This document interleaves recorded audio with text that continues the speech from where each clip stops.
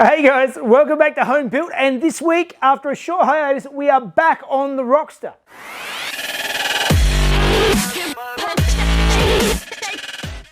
Alright, those of you watching a couple of weeks ago will have seen that I threw my toys out of the cot because I fried a laptop trying to flash the factory Audi ECU for my Audi V8 swap Boxster. I have been in talks with Link, and they are coming to the party. We're going to be putting a Link aftermarket ECU in this, which is the way to go. Like I mentioned in the past, I did want to try and sort of show you can do this with the factory ECU, and you can. There are lots of people who've done it, just not me. And I messed it up, and it didn't work. So yeah, full aftermarket is going to be the way to go with this car anyway, because this is going to be a pure track car and there are more mods to come in the future. But to start with, we have to get the engine running like it is. So the first thing I'm going to do today is I'm still not quite happy with where I've mounted the airflow meter in the car, and so I need to lower the engine again slightly so I can put some different ducting in, move the airflow meter around, and then we can actually start looking at bolting it in and connecting everything up for the last time.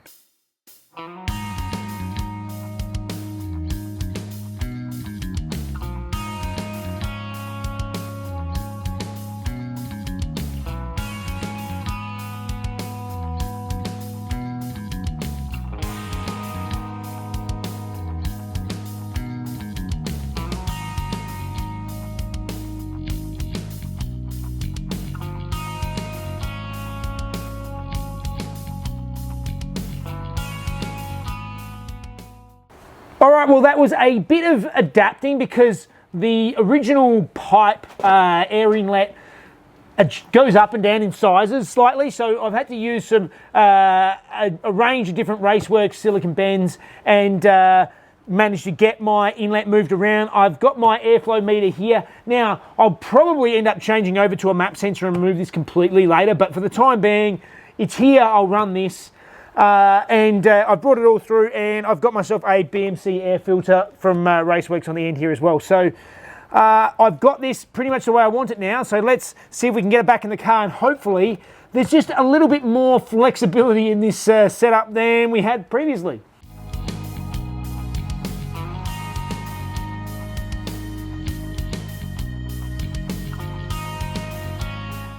Alright, so in my infinite wisdom, I bolted the whole engine back in again, got the whole thing back up without really checking, but I'm not sure how well we can see up here, but there's a bolt up here that's digging into my pipe, and it sort of wedged it all in up there. And then when I come around this side, I see that my nice new filter, I actually stuck it in and got it crushed by the dipstick. So I need to shorten the length of this and shorten that pipe. So let's see if we can trim some bits, first of all, without taking it out if possible. And if not, we'll have to rip the whole thing out and rip the engine out and do it again.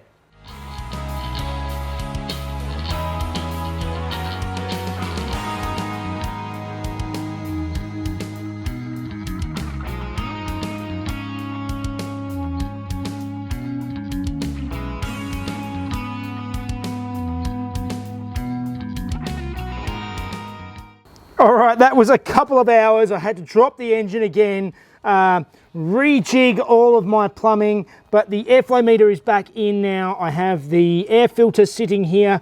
There's actually movement in the whole inlet track all the way along. There's flexibility there.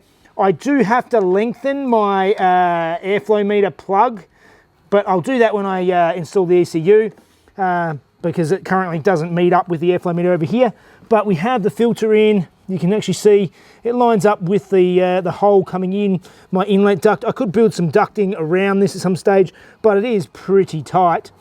But to start with, I do actually have to put some sort of brace on the air filter, probably bring it up to this bracket here, just to hold it firm because there's no support on it at the moment. So let's build a bracket, and then we can finally move on to something else.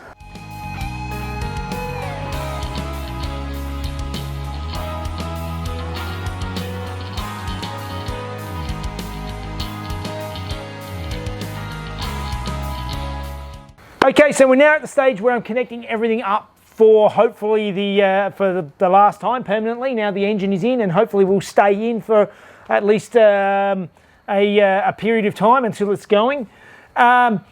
These heater core lines currently stop right up here where my subframe is. So what I want to do is I want to cut them off back about here, and I'm going to go through and flare the ends, which means I need to separate them out along the run to get them wide enough and see if I can put a bit of a flare on them so that when I connect them up to the heater, they don't just pop off.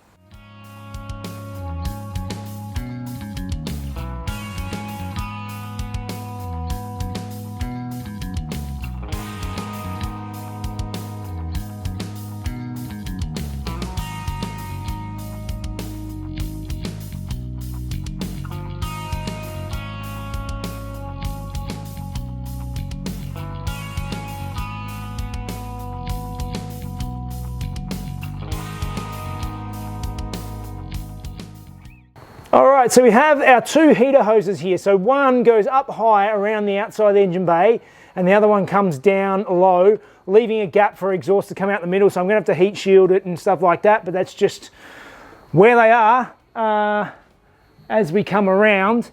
If you can see, yeah, one goes along here up high, up near the air filter, comes back around.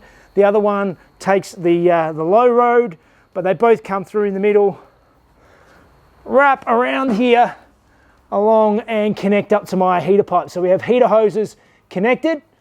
Okay, so I've been going through and connecting up all of the basically ancillary lines to this car. So we have the fuel inlet and return connected. We have carbon canister and the booster line. They're all connected, ready to go. I'm still not happy with the radiator pipes, coolant pipes. So I've got a fix going for that. So tight with those radiator lines that I'm not happy with how they are at the moment. So I've got some bends and stuff, and obviously with all my joins, it's not the best option. So I'm going to do at least a couple of hard lines that I have to make up, particularly to get through some of the tight spots. The hard lines will get through easier. So that is still to come. But now I think the task is to build an exhaust for this car, and we don't have a lot of room, but we've got some room. So as you can see there's the exhaust outlet on the right hand side coming out through the back here, and then on the left we have probably a little bit more room on the left to come through. So what we want to do is try and get the exhaust to flow down around the gearbox and out the back, and maybe try and put some sort of muffling on there, but who knows.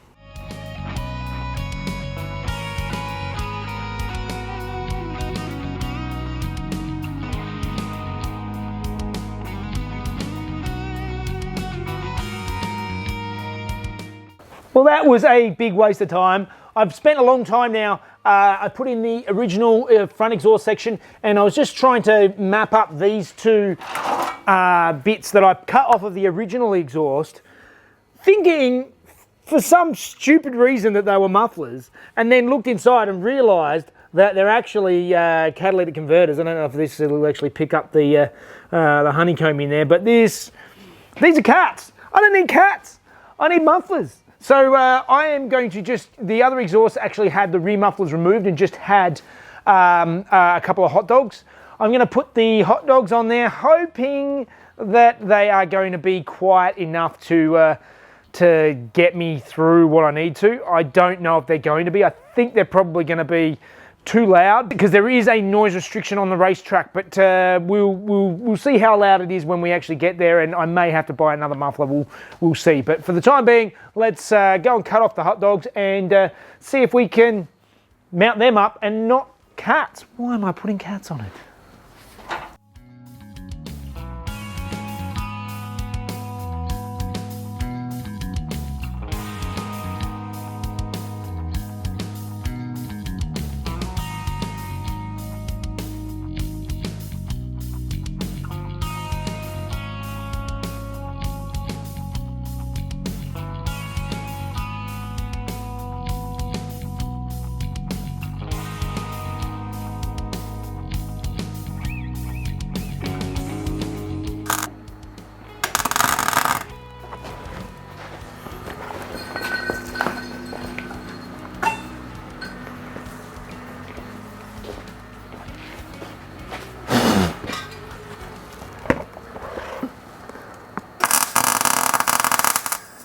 Okay, so I have cobbled this all together now. I've got basically a couple of mounts mounted on here separately, and I've just sort of tacked all of these dodgy old bends together, just cobbling everything together from the original exhaust. And the two hot dogs are on the ends ready to go, but to line up the actual tips, I've got to get the car back down again, get the rear bumper on, and try and line them up loosely with the exit on the bumper.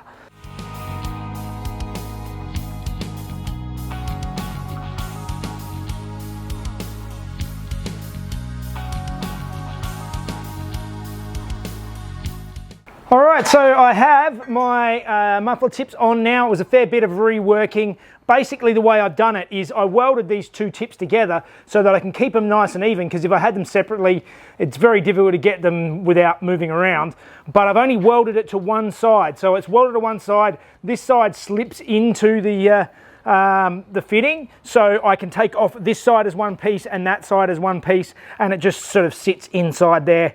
So now it's time to pull this all off and weld it all up for good.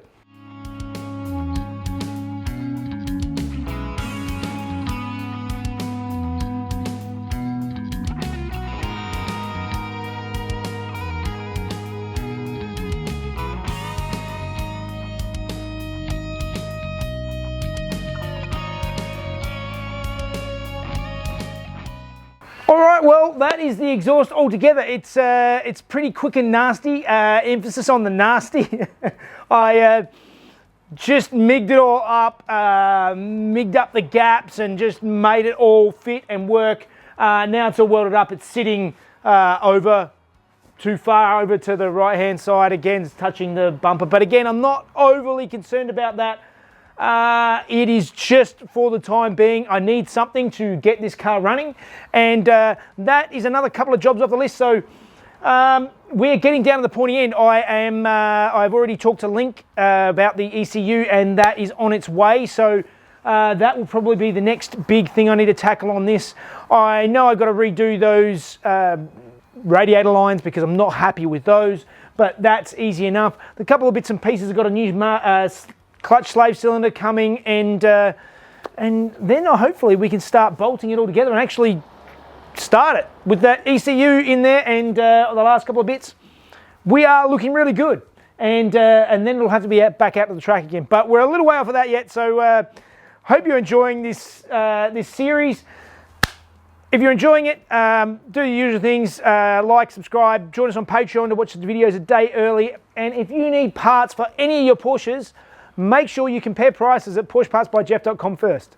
All right, guys, see you later.